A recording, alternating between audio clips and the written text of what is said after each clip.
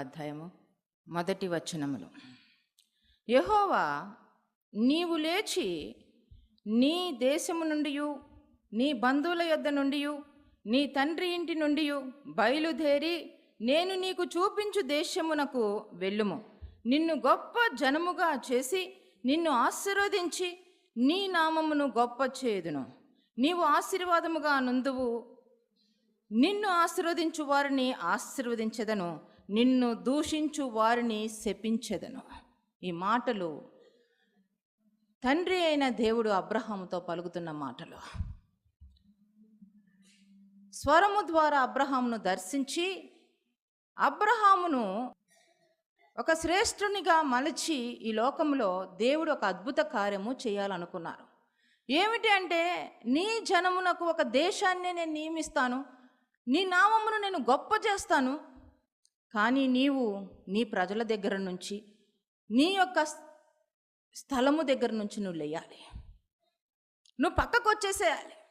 నీ బంధువుల ఇంటిలో నువ్వు ఉండొద్దు, నీ ప్రదేశంలో నువ్వు ఉండొద్దు. నేను చెప్పిన చోటికి నువ్వు కదలాలి. అలా చెప్పినప్పుడు అబ్రహాము దేవుని మాటను నమ్మాడు. ఆ మాట వింటున్న సమయంలోనే ఒక నమ్మకం కుదురుతుంది అబ్రహాముకి. ఏమిటి అనంటే, నేను వింటున్న స్వరము అది మనిషి మాట్లాడుతున్న మాటలు కాదు, కానీ జీవము కలిగిన దేవుడు మాట్లాడుతున్న మాటలు అని ఒక నమ్మకం కుదిరింది. దేవునికి మహిమ కలుగును గాక. ఈరోజు ఈ నమ్మకం మీకుందా? వాక్యం చెప్పే దైవజనులు మీరు చూస్తున్నారు.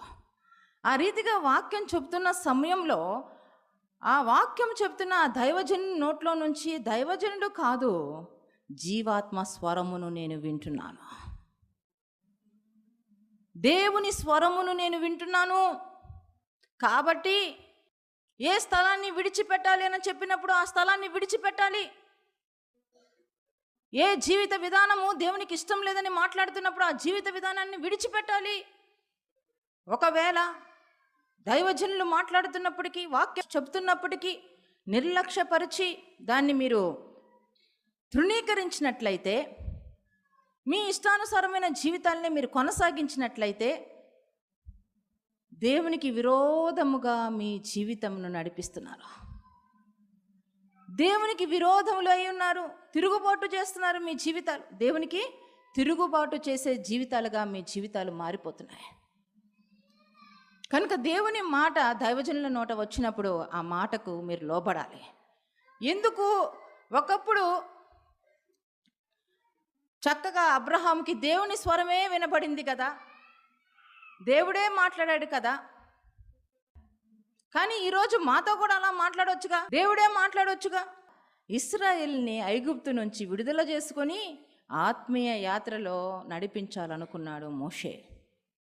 ఆ రీతిగా నడిపించాలన్నప్పుడు దేవుడు చెప్పారు, అదిగో జనులందరినీ ఇశ్రాయేలుని పర్వతం దగ్గరికి చేర్చు, నేను వారితో మాట్లాడాలనుకుంటున్నాను అని చెప్పి దేవుడు చెప్పారు. అప్పుడు ఇశ్రాయేలులందరూ ఆ పర్వతం దగ్గరికి చేరారు. ఆ రీతిగా చేరినప్పుడు దేవుడు మాట్లాడుతున్నాడు వాళ్ళతోటి.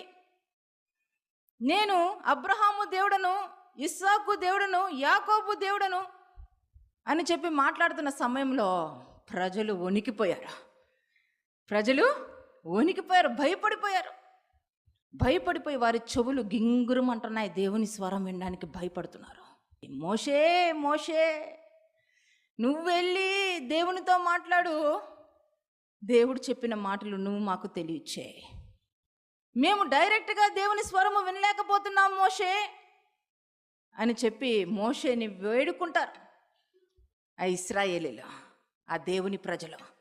కనుక నువ్వు వెళ్ళు, నువ్వు ప్రభుతో మాట్లాడు, ప్రభు ఏం మాట్లాడితే అవి మాకు తెలియచే. దైవజనుని నిలవబెట్టుకుంది, దైవజనులు కావాలని కోరుకుంది దేవుని ప్రజలే. దేవునికి మహిమ కలుగును గాక. కనుక దైవజనుని నోట దేవుని మాట వస్తున్నప్పుడు ఆ దైవజనుని మాటకు విలువనిచ్చి ఆ మాటకు లోబడి అది దేవుని మాటగా భావించాలే తప్ప, ఏముందిలే మాలాగనే మనిషిలాగా ఉన్నారు, వీరి మాటలు ఎంత మాత్రము అని తృణీకరించకూడదు, తిరుగుబాటు చేయకూడదు. కనుక దేవుని మాటలు వింటున్నప్పుడు వెంటనే ఆ మాటలకు లోబడాలి. ఇక్కడ అబ్రహాము లోబడ్డాడు కాబట్టి దేవుడు చెప్పిన మాట కూడా నెరవేరింది.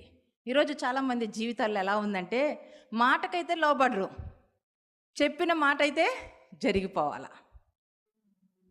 అందరూ గుర్తుపెట్టుకోండి, మొదటిగా మీ వాగ్దానాల నా జీవిత ఆధారమా, నా ఆత్మకు అభిషేకమా, నా జీవిత ఆధారమా, నా ఆత్మకు అభిషేకమా, నిన్ను కీర్తిస్తూనే కొనియాడుతూనే, నిన్ను కీర్తిస్తూనే కొనియాడుతూనే నా జీవిత యాత్ర కొనసాగించెదా, నా జీవిత యాత్ర కొనసాగించెదా.